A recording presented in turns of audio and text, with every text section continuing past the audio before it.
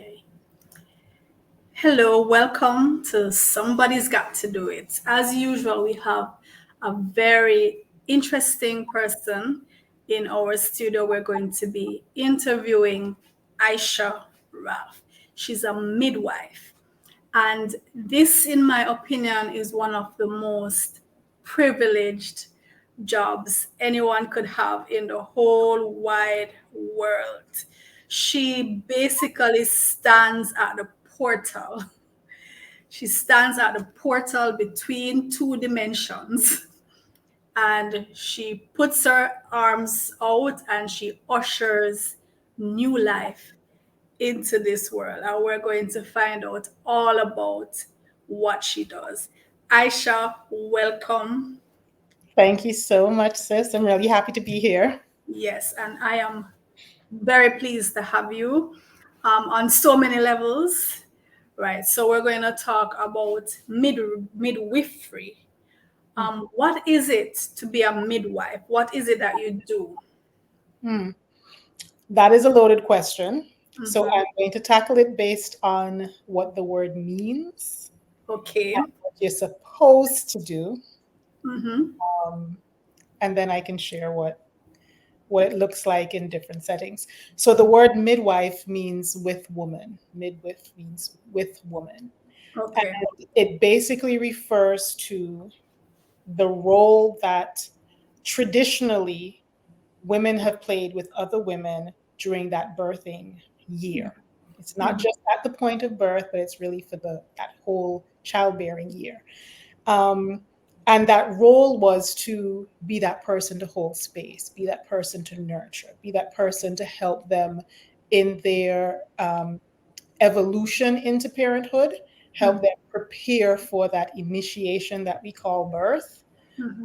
and for the period afterwards, right? Because if anybody has had a baby, they'll tell you, I thought the birth was it, but the Yeah. postpartum period took me to a whole different level. Yeah. So it's really meant to be that person that supports that process. Mhm. Now, a lot of times, because the word midwife has come out of use in everyday life in a lot of ways, been usurped by the medical profession. And so a lot of times people don't understand what a midwife is. And they think, oh, well, I've heard of midwife, they must be the same thing. And that's not correct. A midwife is a clinical care provider. So I always tell folks that reach out and they're like, well, what's the difference between a midwife and a doula? I'm like, don't look at the two as synonymous, right? Right. They're similar in our approach. It's very woman centered and nurturing, but Mhm. that's about it. The midwife is a clinical care provider, just as the obstetrician is a clinical care provider. The main distinction between us, obstetricians and midwives, is that midwives are experts in normal, low risk physiological pregnancy, birth, and postpartum, whereas obstetricians are experts in high risk, Okay. abnormal things going crazy, right? Life or death situation, things going crazy, you need an obstetrician. What would you classify as? Give me some examples of who would be high risk. Okay, so just as a general, the way you are showing up in life right now makes you high risk. As an Mhm. example, a person who has uncontrolled diabetes. Mhm. There are a lot of risks that come along with being pregnant and the birthing process if you have diabetes that is not controlled by your lifestyle. If you need Mhm. medication to keep that under control, your pregnancy is high risk.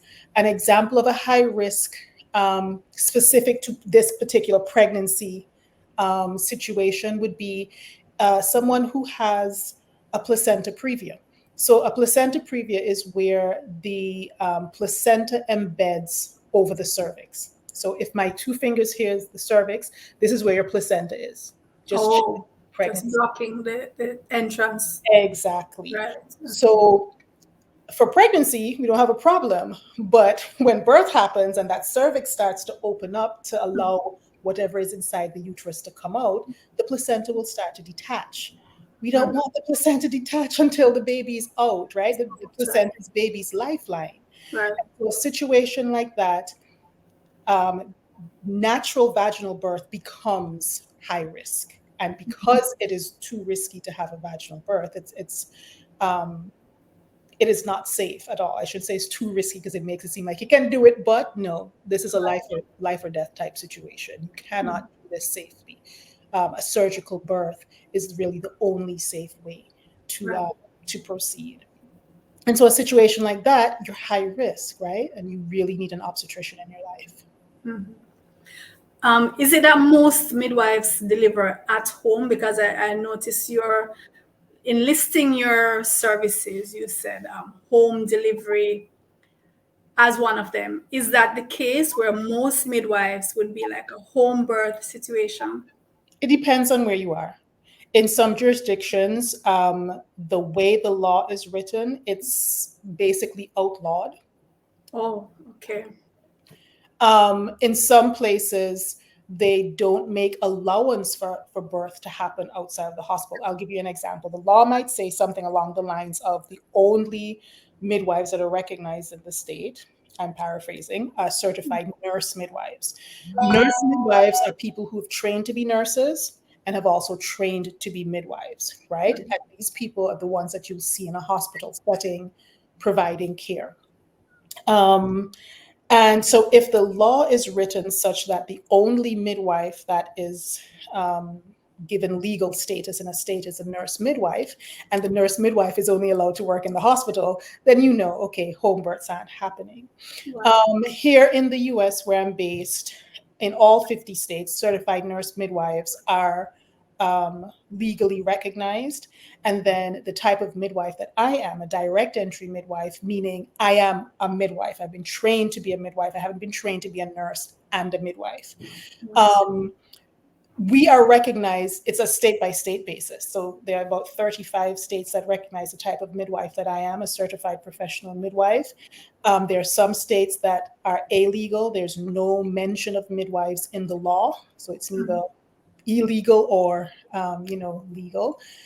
And then there are some states that it's outright, there is a law that says no, only nurse midwives are allowed to do this. So it really depends on where you find yourself. If you find yourself in a place that legally supports it, you will find quite a few midwives, particularly those who are not nurse midwives, supporting birth in an out of hospital setting, whether that's at home or at a birthing house or a birth center.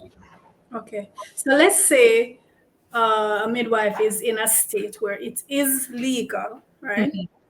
However, the individual is high risk and she makes the judgment that she will take that risk.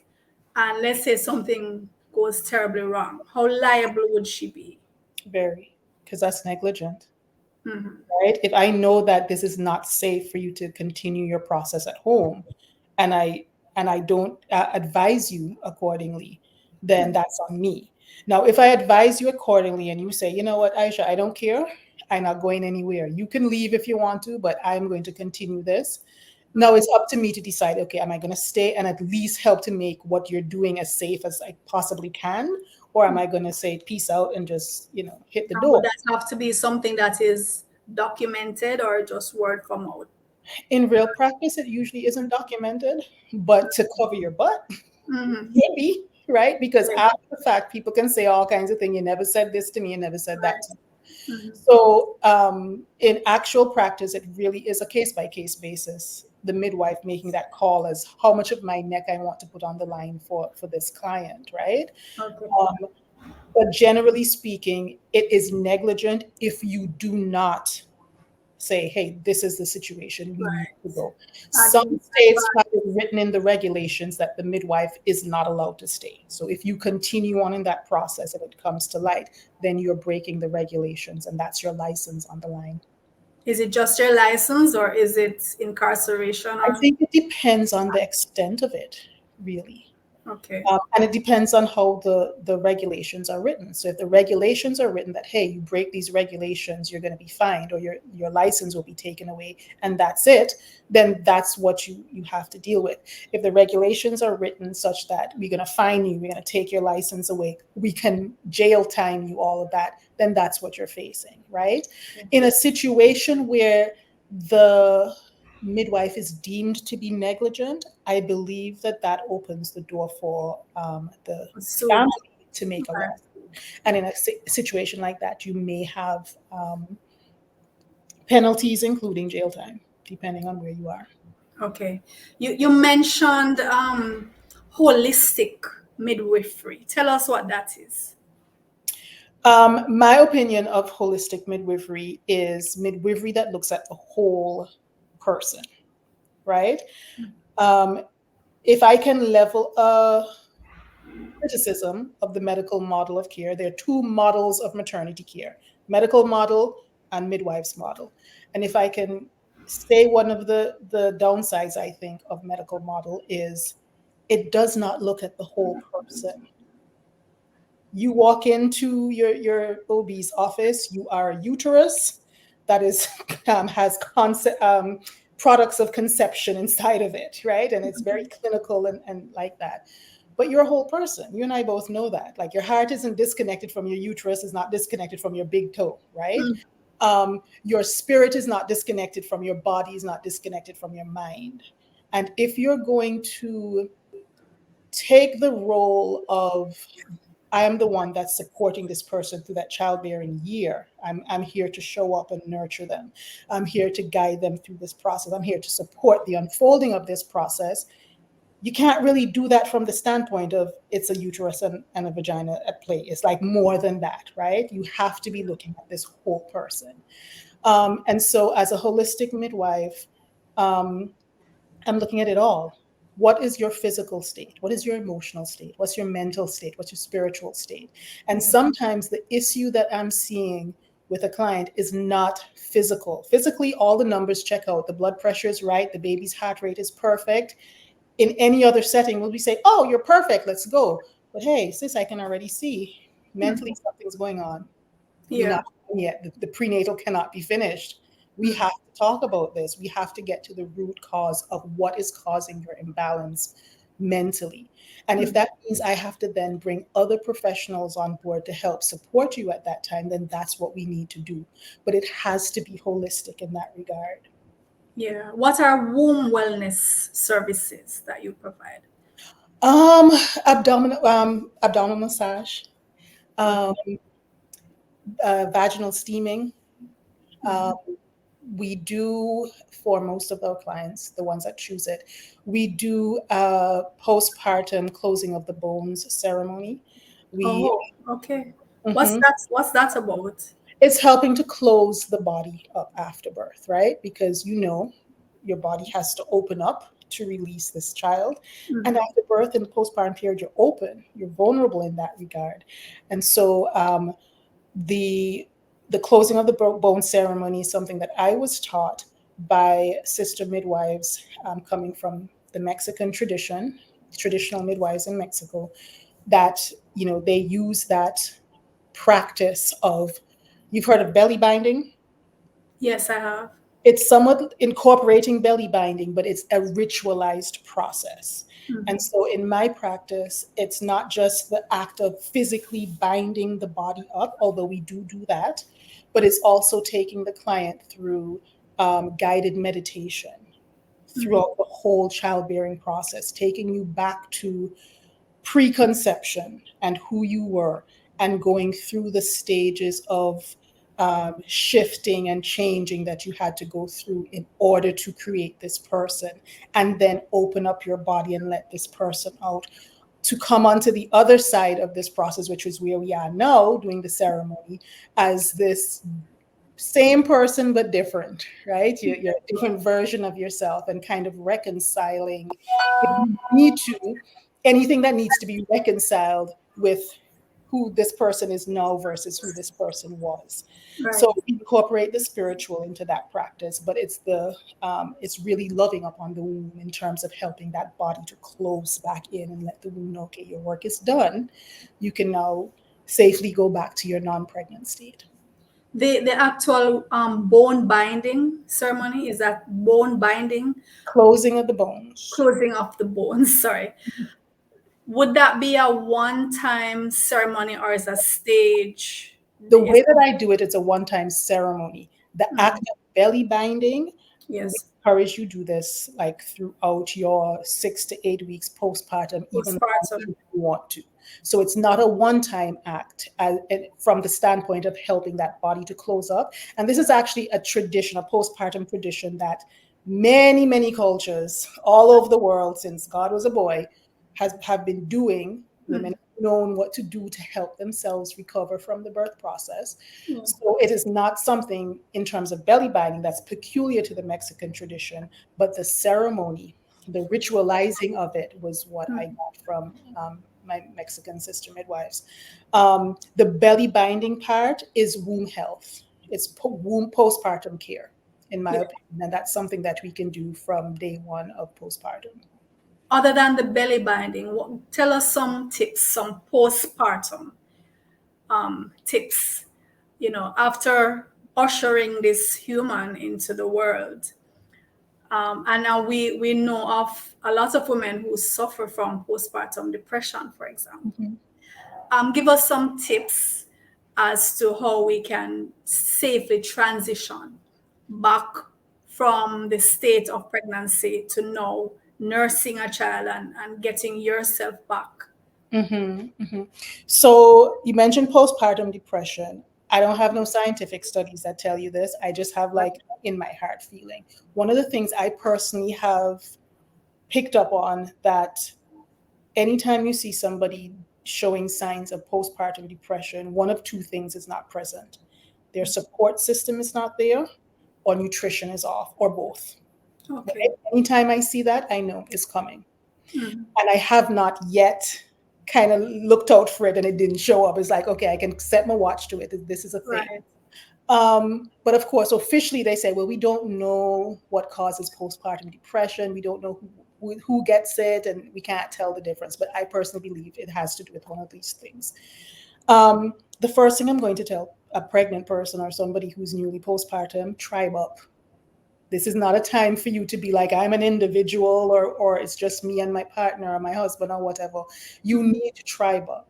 If you look at our traditions, wherever in the world, all throughout Africa, all throughout the, this side of the world, Asia, all of that, when you look at the traditions always involve the woman being received by her tribe. In some places on the continent, it is customary just before you give birth, you go back to your people and you stay there, not until a day or two after the baby's born. You stay there sometimes a full year, 2 years, right? Because you are with the people who know you, they love you, they're going to nurture you back to health, right? Right.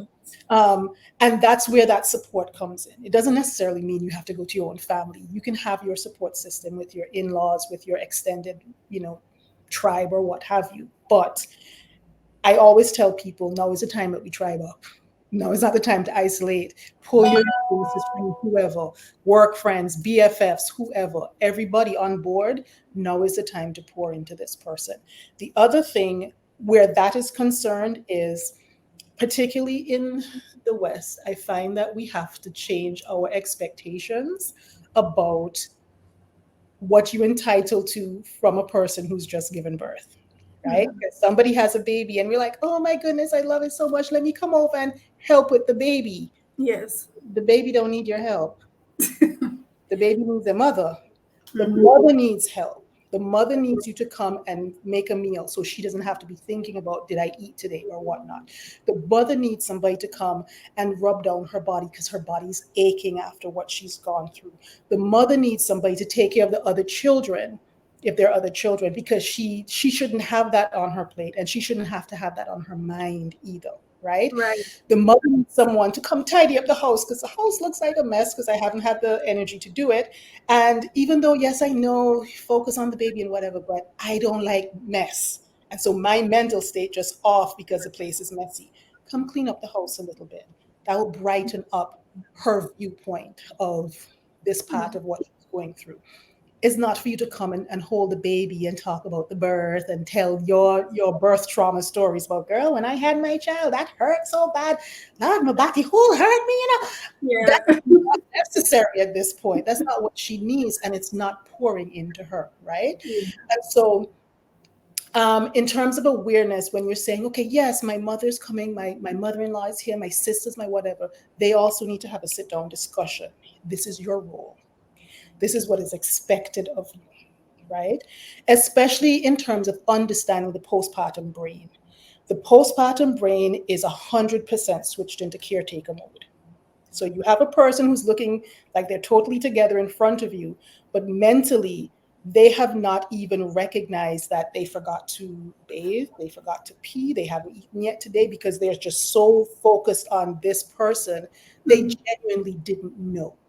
So you have shifted your attention, the center of your attention away from what a normal quote unquote person would do. I'm aware of myself, I'm aware of my needs. If my needs aren't met, I can say so, or I can prioritize getting those needs met. That's right. I'm so outside of myself. Everything is this person. I can't even tell sometimes that it's 6 o'clock in the evening and I haven't eaten all day and I don't feel it, right? Yeah. That's why you need your people with you, because mom is going to know, okay, you haven't eaten, I'm fixing you something, I'm bringing it to you, give me the baby, you sit down and eat. I'm making sure you nourish yourself. I'm making sure you get the nutrition you need. I'm making sure you clean yourself, like bath Yes. yourself, have time away from baby, so you can just whew, have a minute to Yeah. yourself, because you're still you. You haven't stopped being you because you're now so and so's mommy. And these things are very necessary. Sometimes it's go outside, go and get some fresh air by yourself, take some Right. time, right? Because it's now not just the physical body again, it's that mental space. You need some mental time just to be by yourself. Exactly. Sometimes you're touched out because baby is eating every hour and Yes. sick of it. Fine. I'll take baby for an hour or two, you go and Yeah. just be alone. Or not, if do whatever you want to do, but you have that time. So that's one of the things that I would say, the support piece. The nutrition piece is a big thing. You have to nourish yourself. A lot of people think when you're pregnant, you're quote unquote eating for two or nourishing yourself for two or whatnot. Baby comes and you go back. No, no, you're going forward. Your needs have just shot up because now you are lactating. Assuming you choose to breastfeed, you are now lactating. Your nutritional needs have shot up. And so you're in a state of depletion because you have released a whole lot. You have to build that back up, but you also have to, you know, give more of yourself because you're producing milk to sustain a human being. And this part of the equation, a lot of times, is what falls down. A lot of times you don't feel like eating. Sometimes I don't even think about it because, I've just been focused on the baby or whatever. And you look around and you're 2 weeks postpartum and you're showing all kinds of symptoms of not being okay. But that first domino was the nutrition fell down. We're not getting enough food, we're not getting enough nourishment. The types of food that we eat too sometimes are incompatible with what we need. So birth has happened, the body has opened up, right? Energetically, that feminine energy has like shot through the roof. That cooling kind of sustaining energy has shot through the roof. We need balance. We need that heat to come back. Okay. Close the body back. We need some more of that, the warming, um, hot energy, right? So the foods that we eat, we should. No, it's not the time for ice cream. Yeah, you So can it's have. not what you feel for. You actually More. have to give your body what it You needs. need to focus the attention on the needs of the body, and the needs of the body is for the warming foods. And when I say warming foods, I don't just mean temperature, right? Yes. Warming foods in terms of, for example, spices that warm the body, cinnamon, Hmm. okay, cayenne, hot, hot energy producing foods. Yeah. Okay. You don't want really dry foods. You want the moisture as well. So if you're looking at elements, it might seem like I'm going all over the place because that's how my brain works. But if you're looking at the elements, fire, water, air, earth, you Right. want to focus on fire, heat, And water. to get your water, the wet. So we Right. don't necessarily want dry foods. You don't want chips right now. Hmm. They're fresh off the fire. You don't really want that. But soups and stews and that sort of thing. You want foods that are high in protein. You want foods that are high in iron, right? You need to build that blood back up. You are Right. you have lost blood and you're continuing to lose blood over the postpartum period, you want to replenish that. You want to make sure your B complex, your B vitamin rich foods are on board. So you need to be eating those greens, right? Mm-hmm. And of course, fruits and vegetables that have those vitamins, but particularly greens, because you're hitting the iron and Iron, right, and calcium and stuff like uh-huh, that. uh-huh. And these are the things that you need to be kind of intentional about putting back into your body in sufficient quantities to replenish you and to have you able to do the work of sustaining this new person at the same Yeah, time. And again, that's not something that the postpartum mind should have to be figuring out. Like, did I get enough protein? And right. Somebody else somebody else should have that responsibility so that task. they need to understand what the needs of that postpartum body are. Right. In Jamaica, we traditionally there is a period where I think it's 9 days minimum, where unless you're a really, really close relative, like mom, sister, you're not supposed to visit the woman. You're not supposed to interact with the newborn. Yeah. I know for us, it's traditional and sometimes it's steeped in superstition too. But what I want to know from your perspective, is there any scientific basis to this where we should not be coming bearing gifts and wanting to hold the baby and everybody coming off the street want to hold the baby, you want to see the baby, you want to take pics. Is there a scientific basis to that tradition? Maybe our ancestors knew something, um, you know. Yeah. So when you say scientific, you mean Western scientific? Like, can I point you to a I'm Cochrane thinking more like study? anything empirical that we can say.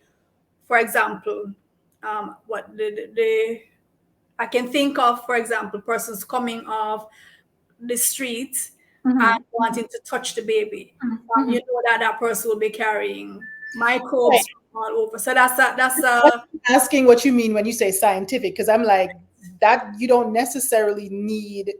Well, we did a study of 1,000 babies who had people come off mm, the street and touch them, and we noticed X percentage of them got sick. You don't need that to know mhm, from the common sense perspective where you right. can come off the street and then coming Yeah. in, But even I'm with saying as opposed to the superstitious aspect of it, that most people. okay, I get you. So let's talk about what a newborn looks like. Newborn is this tiny little human, right? They don't have an immune system developed yet. Mhm, Mommy is their immune system, right? And that's one of the reasons why breastfeeding is so important, because we are passing on that immune system, that protection that will, eventually become immune system mhm, into baby through that breast milk.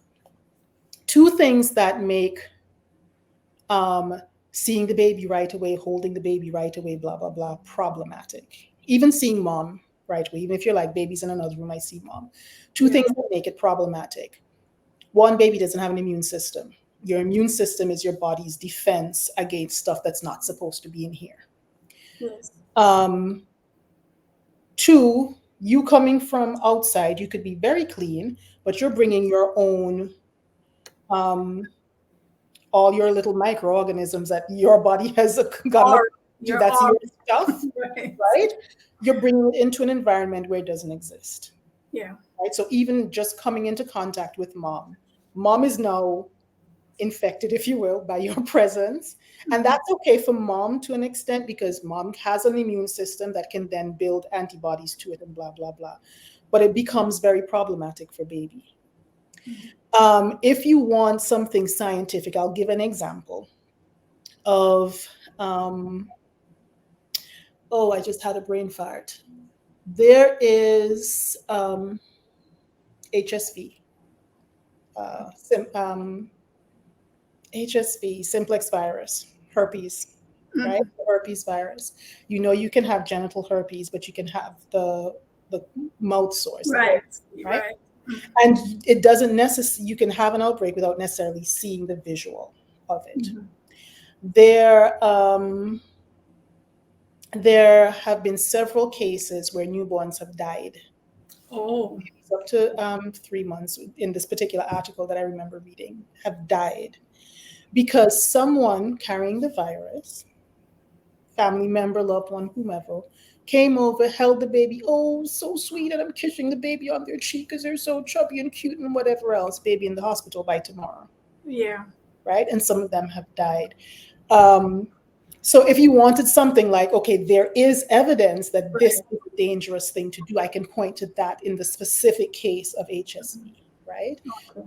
But with any other thing, with any other condition, illness, virus, whatever that you bring into a baby space, you're talking about a human being who does not yet have the ability to protect themselves against anything that you have brought in.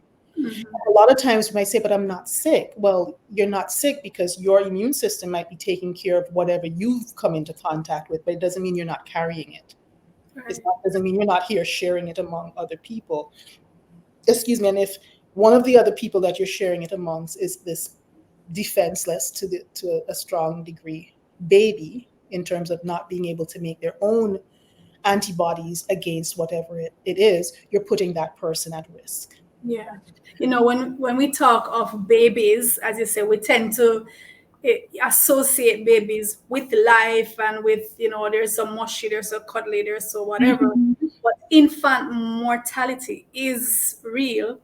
And what I want to ask you is, have you ever had an experience of having delivered or helped to deliver an infant who later passed on, either, sorry, during the process or shortly after? Have you ever had that Thankfully, experience? no. I'm going to knock on wood. Yes. We know that babies, not all babies come to stay, and Yeah. I say that with from the standpoint of sometimes there isn't anything that is done wrong. They Mhm. are not here to stay, and we know that sometimes babies don't stay because something goes wrong, Yeah. right? And we don't correct it. Thankfully, I have not had a situation where a baby born to a birth that I've attended either Mhm. died at the birth or died shortly thereafter. I have been in one or two births where baby was compromised in terms of their respiratory system, and we had to get them to higher level care. Mhm. And that's where having a proper transport system becomes important. And that's also where incorporating midwifery completely into the maternity care system becomes important as well, Mhm. right? It is dangerous, in my opinion, to have Yes. um, a group of or a set of care providers in the maternity care system operating outside of that system. It does make it dangerous from that perspective. Mhm. But in the cases where we've had to make a transport call to get a baby to higher level care, those babies did very well once they received higher level care. In some cases, in one case in particular, the baby did not completely make that switch to extrauterine life. So they were still kind of acting like they were inside when they really weren't. Okay. And that was causing major problems for them.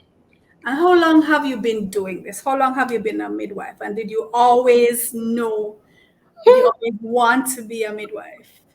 I have been in solo practice since 2020. Did I always know I always wanted to be a midwife? No. I always knew that I loved babies and pregnancy and all that. Mhm. I don't know if you remember, but I might be dating myself, right? I don't know if you remember the show on TLC. What do you call it? Birth Stories or something like that. I What was think it? so. You Or had if it? not, that's something similar. Yeah, something along those lines. That might not been the word, but Mm. I used to binge watch it every day. I come home from school and I'm watching it. You can Okay. set your clock to it. And my mother at the time, well, still my mother at the time, my mother thought, okay, she likes all this stuff with babies. Maybe she wants to be an obstetrician. Mhm. So she took me to her gynecologist, who's also an OB. May she rest in peace. And she talked with me for like an hour about what she does and how she does it and what she had to do to become an obstetrician and all of that. And Kamara, I left that talk knowing completely that I did not want to be an obstetrician. But in Antigua, we didn't have midwives like home births, and that wasn't a thing. And so I just thought, okay, well, if it's not an obstetrician that I want to be, then I guess I just have to baby story. That's what it's called, a baby story. Baby story, I'll yes. just have to binge watch a baby story and be content with it. And I ended up becoming an accountant, and I was doing that for 20 odd years.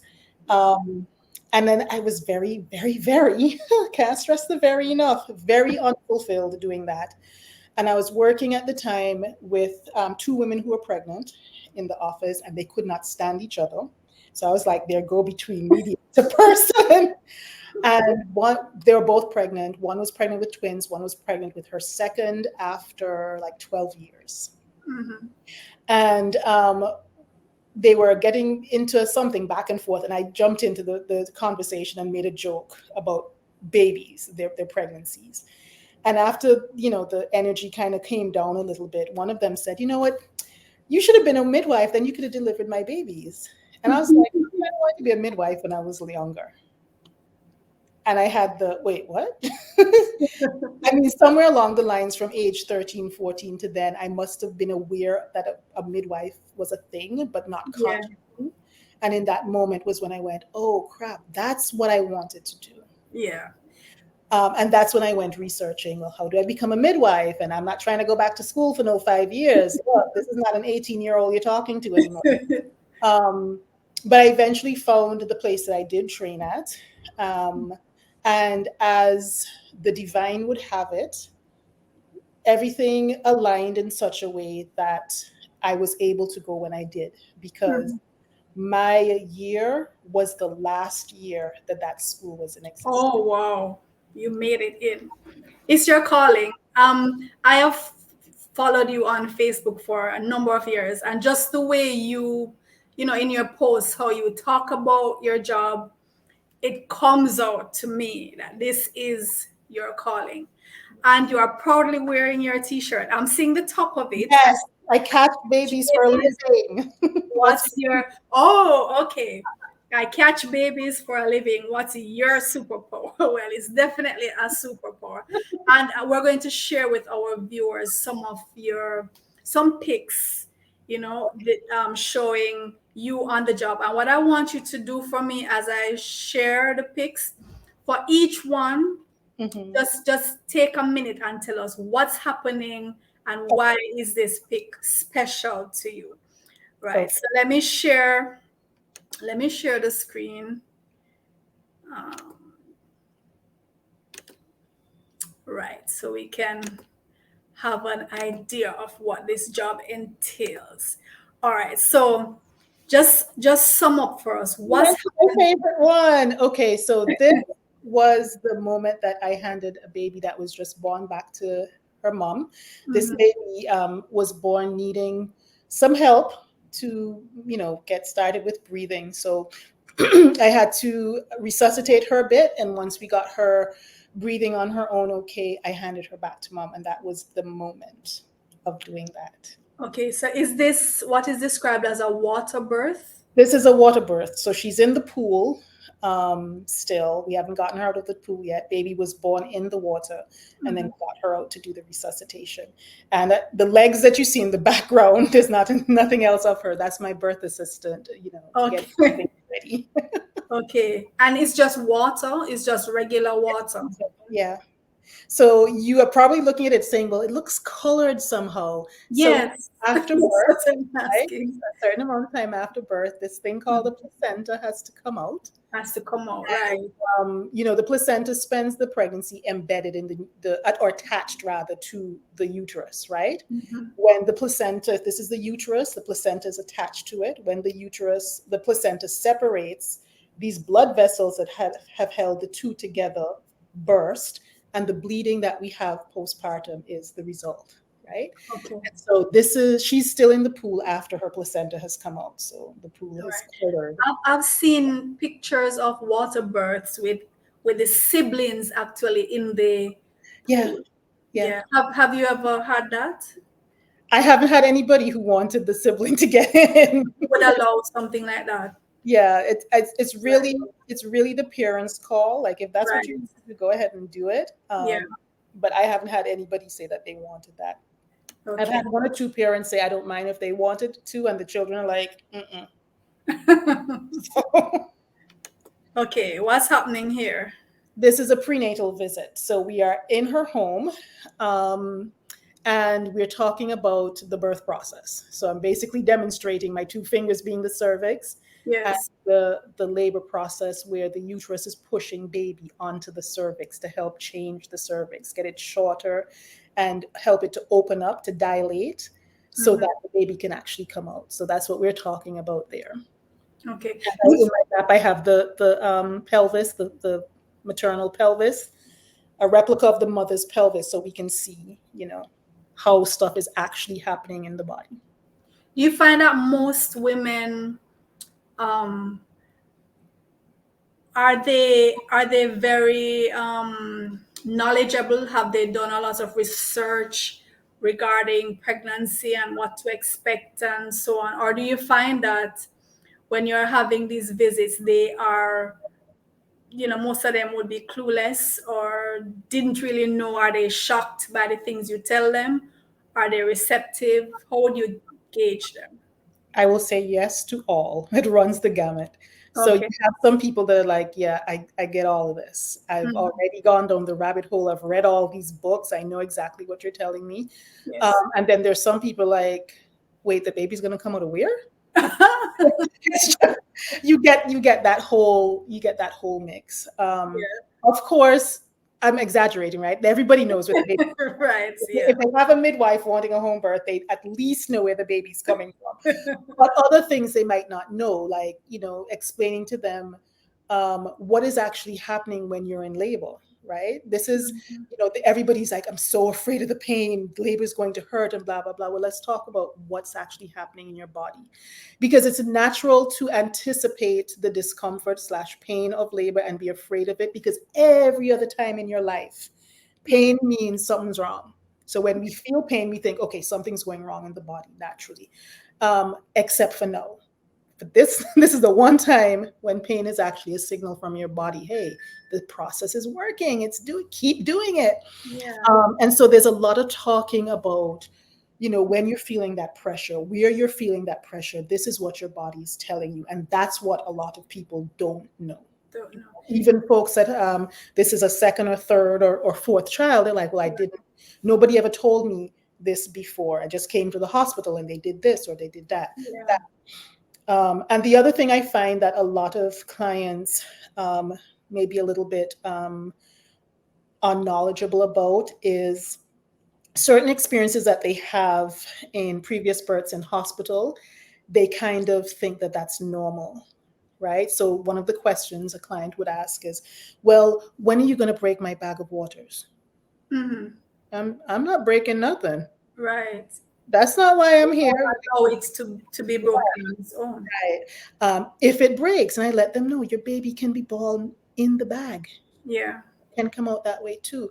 And all of that is in the realm of normal. But because with their previous birth experiences in the hospital, somebody came in and went in and broke Broke the it. bag at some Right. point because you're supposed to do dot dot dot. They thought, oh, this is how the baby was able to come out. So that's really the type of, okay, let's do some education here, Right. experiences I have. Is there a point? Is there a name for? I know for all my experiences, my four different experiences of birth, there is a point where you get there and it's like you're saying, I can't do this. It's like a point of transition. Mhm.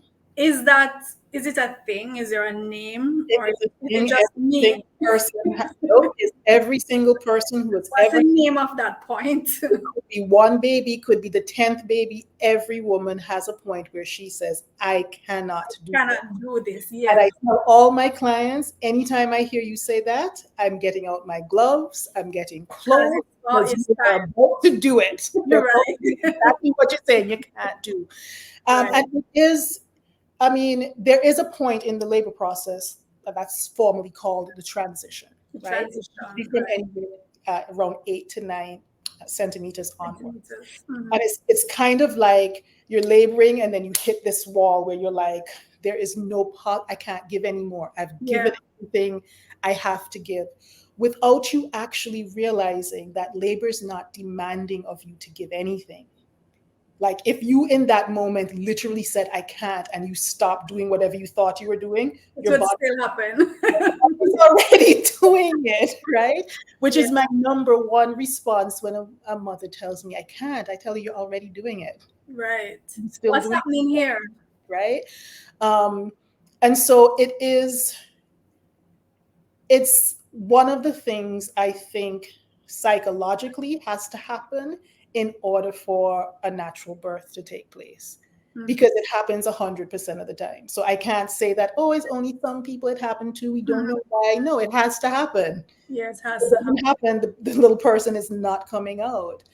um, What are you doing here? Personally believe, oh, I'm sorry, I personally believe that it is um, that step into that final initiatory process. I'm weighing the baby. This is probably about an hour or two after baby is born. The birth. Okay.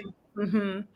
And baby's in that sling, and I'm weighing it. So you're Okay. literally lifting it up to get the reading for the weight. So that's the Okay. first baby weight that we're doing. All right. And what's happening here? Prenatal visit, and I'm feeling baby's position. So a midwife's greatest tool is her hands. Mm-hmm. Should be able to function and do what we have to do without any other tool.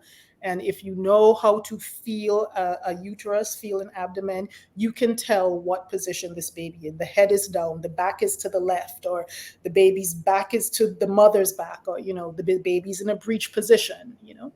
So that's what's happening there. All right. And this would have been at her home, right? This is at her home. Her home. So Okay. I currently have a clinic, an office that I work out of for Mm-hmm. most prenatals, but at this point, I was going to people's homes to do prenatals. This is the here's your baby moment. Here's Ah, your baby moment. I think we took him away to do something, and we were handing him back to mom. handing him back for Mhm. bonding. Yeah, yeah. Okay. Actually, no, if I'm remembering correctly, I had baby because mom had to change positions. Okay. So I was holding the baby. She got into her position. I was giving her back. All right. And this is The prenatal, listening to the baby's heart tones with the fetoscope. Mhm. Yeah. Oh, well, we can't see this one too well. Let me squint and see what I think is spectacles on. I want to say this is postpartum. Hmm. So Uh, that would be what? Baby in blankets? well, friend, your eyesight much better than mine. So tell Ah! me, because I can't really tell, to be Yeah, honest. that one was tiny. All right. So Yeah. this is you and mom and That's baby. the final 6 week visit. So 6 week visits. postpartum Okay. here usually lasts about 6 to 8 weeks. six So this weeks. is her last visit, the last time we saw each other. And And this, normally, when would you recommend that the mom, start? When would it be safe to start intercourse again? For example, exercise. Mhm. For example, what do you say at Exercise, six? it depends on what the exercise is. If Mm, it's light exercise, if you want to go for a little walk here and there, mhm, um, I usually tell moms, give yourself the first 2 weeks to just veg out.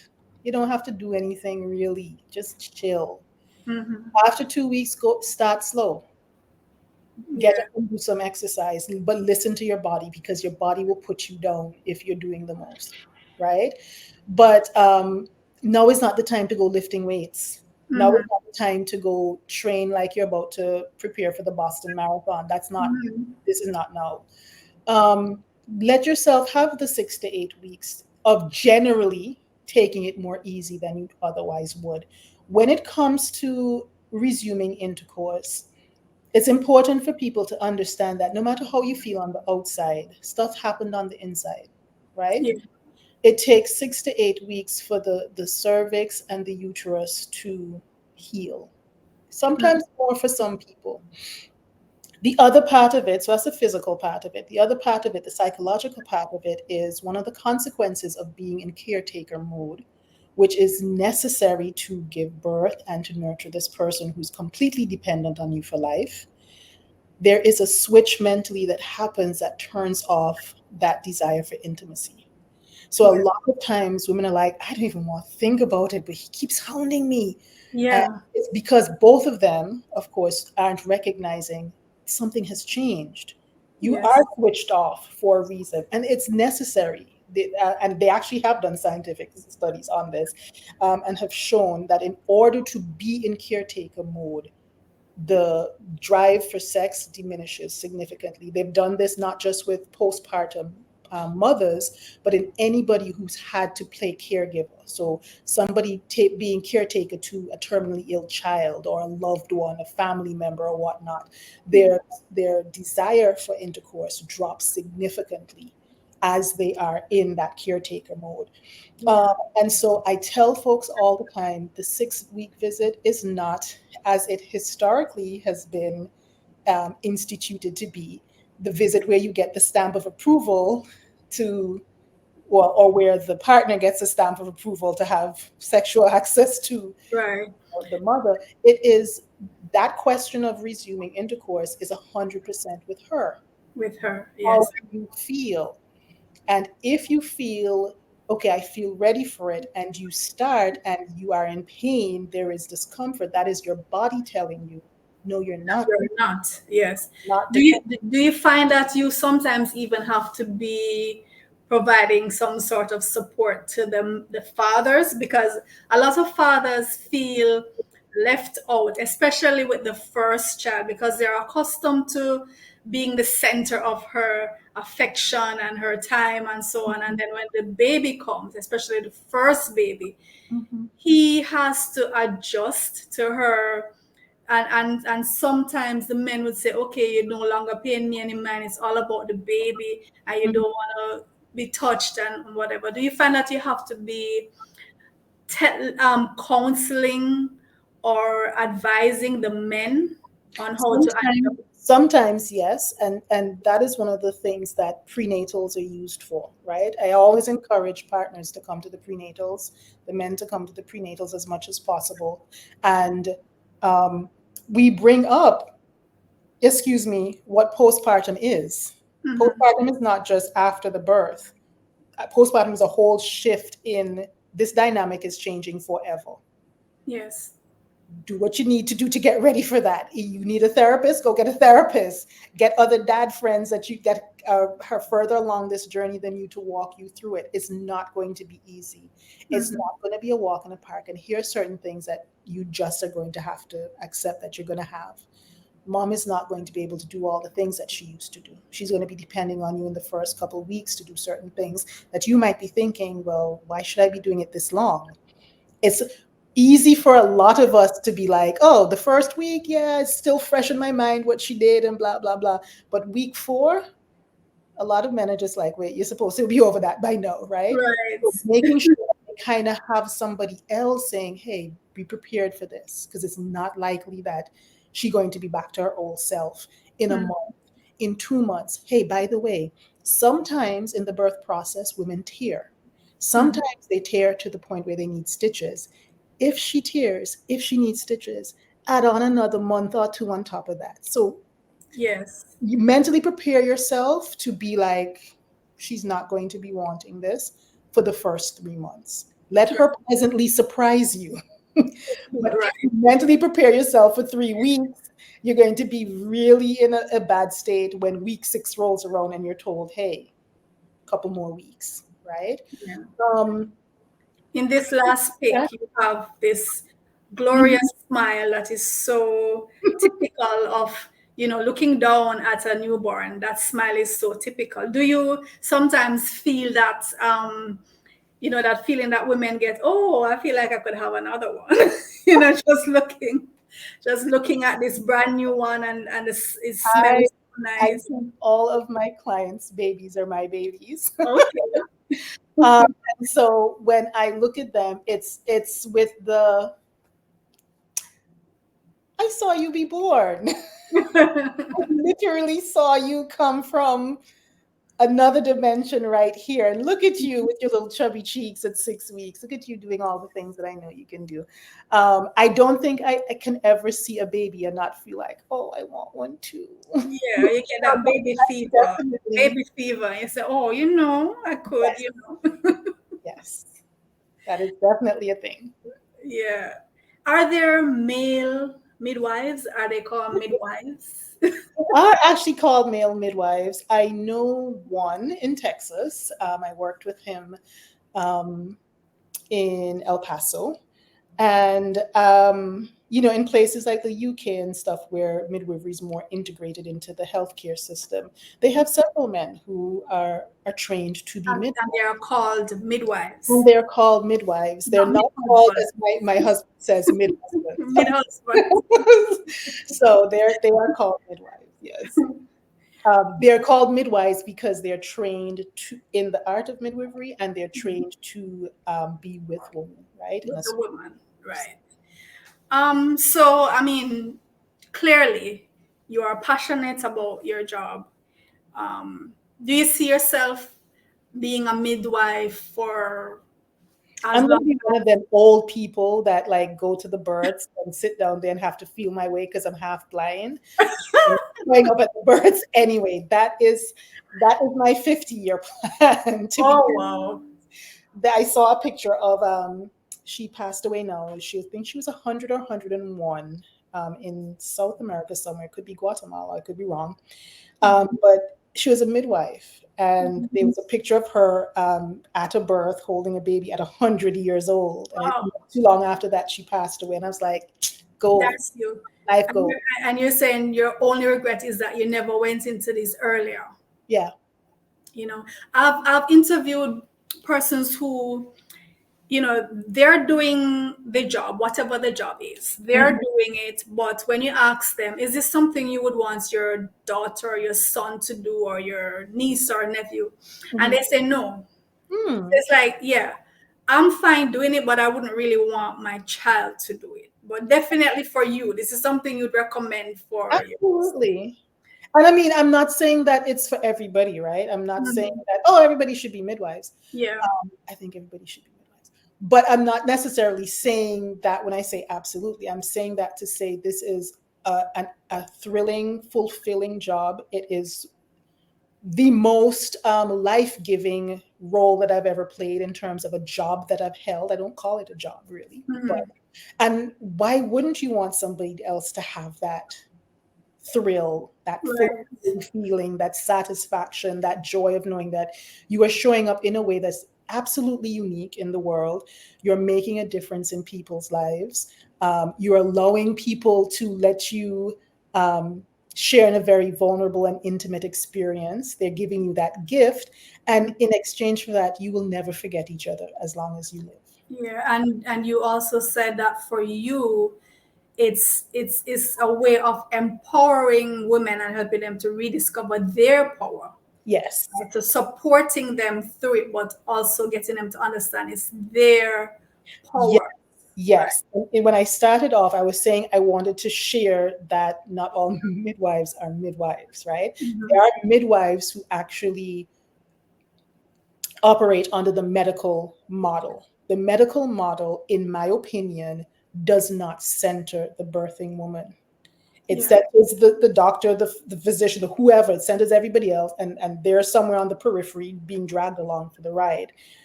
The way that I choose to midwife, it is as intentionally as I can possibly make it to put this person back where they rightly belong, which is at the center of the process. Yes. And in doing that, that person then remembers their power. Yes. I'm not empowering you because I don't have power to hand out, but Right. I'm helping you to remember your power so you Your can power. take it and Yeah. be empowered through your process. Definitely, because I'd like to just share my experience, my second birth. Even though we were registered at the hospital, we were getting ready to go, right? And I was in my bathroom and my son was coming. I was just there. It was just me and my daughter was 3 years old. Mhm. and realizing that this is going to happen right now, I found myself just taking that power and just doing what Right. needed to be done. So even though leading up to that, I made sure everything was in place and I'm going to go to the hospital, I'm going to be supported and whatever. In the moment Mhm. where I realized it was just me and the welfare of this infant, depending on the decisions that I made in that moment, nature just took over, right? Right. So Yeah. it's a supporting role that you play, Mhm. because the real power is with these women. It's actually with Yes. even something higher than us, right? Yeah. Something higher than us. And just like you said, we get to the point where we feel like we can't do it, but it is done. Mhm. It's done, right? Right. In closing, what are some misconceptions, as you would say, people have about midwifery? Um, Midwives are untrained. We're unskilled. We don't know anything. We show up to births without two long hands and a prayer. Mm-hmm. We make births inherently dangerous. That this is not about midwifery specifically, but related to home births are inherently dangerous. Yes. Um, you have to have a doctor present for a birth. If you have a midwife, that person cannot help you to safely deliver a child. Uh, Mhm. Midwives don't know how to assess a pregnancy to ensure that the pregnancy is unfolding well. Ooh, need I go on with more? Yeah, and you're here to How to say, handle a complication of you're here to say, mash up midwives on don't all of know how to resuscitate a baby if a baby needs resuscitating. Midwives, all the things. If a that. hemorrhage happens, a midwife isn't going to be equipped to know what to do.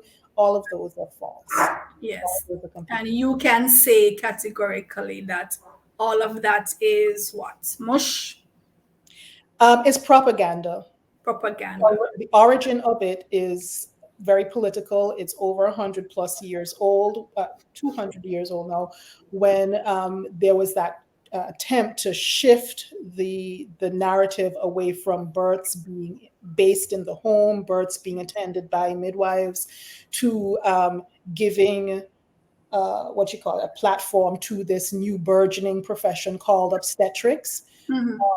It is all extremely political, In right? terms of cost, how does it compare to have a midwife home delivery as opposed to obstetrician hospital? How do Doesn't the compare. costs It compare? doesn't compare. The problem is because midwives are usually kept outside of the maternity care system, we're not incorporated to things like insurance. So Mhm. whereas for most people who have insurance, you go to the hospital, you don't pay anything. The obstetrician gets paid very Yes. handsomely, I might add. Uh, Yes. one of the hospitals here, I'm in Austin, Texas right now. One of the hospitals here in Austin back in 2019 when I first moved here, and I called around to see, well, how much do you charge? A person has to pay out of pocket. Friend, I kindly hung up the phone in the people them face. Over $10,000 for a normal vaginal birth. 10,000 Extra US. thing. You just come in, I catch the baby, I leave. Oh my goodness. And here is why I had to blink twice. If you've ever seen a birth happening in hospital, the doctor isn't there, That's it.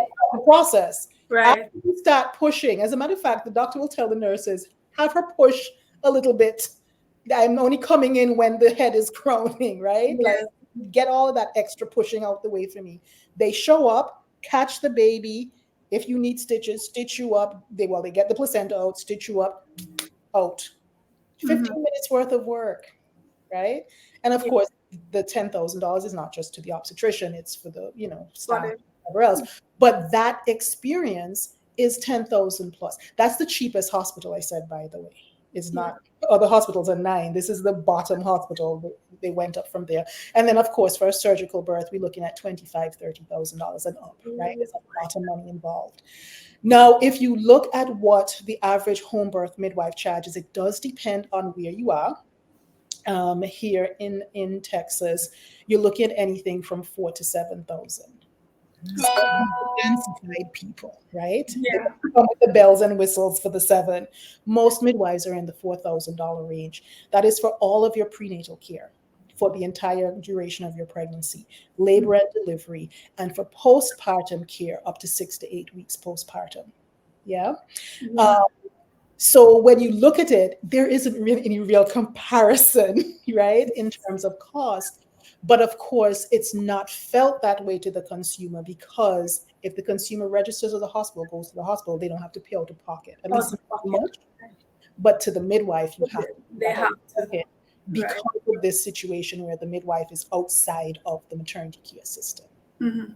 Are there efforts being made to incorporate the midwife into the system so that person Some can? states, there's some states. So, for example, the state that I'm currently in, I live in Mississippi, but I'm here for a repeat client.